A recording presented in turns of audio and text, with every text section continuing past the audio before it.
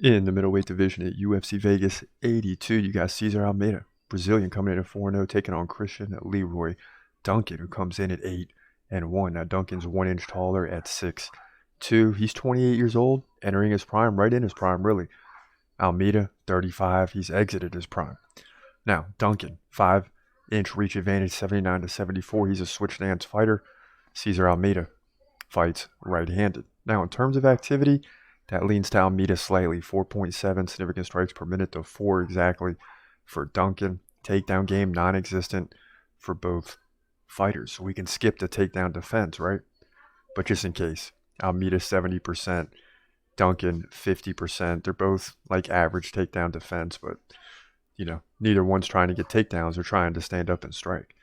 Almeida won at the Contender Series to get to this point by decision. 71 significant strikes to 28 versus Lucas Fernando. So this will be his first official UFC fight or UFC debut. Now, Duncan, on the other hand, lost Armin Petrosian by decision. He got outstruck 89-59. Petrosian's probably a step better than him, obviously. But he did beat Dusko Todorovic, by KO at UFC 286 back in March of 2023. And when he was early too, right? First round, just 9-4 in significant strikes. So that's a big win that shows you that he can fight, right? But this is going to be a tougher situation against Almeida.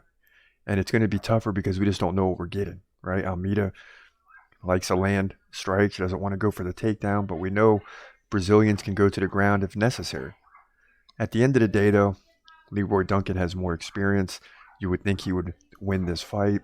He has a knockout under his belt against a decent fighter, so he's likely to get the KO finish here too. But hopefully he doesn't get stuck in a tussle in terms of going to the ground with Almeida, because I'm not quite sure what Almeida has, and I don't think Leroy Duncan wants to find out either. It's better to keep the fight standing and get the KO, and I think that's what he does here to move to 9-1, middleweight division, UFC Vegas 82.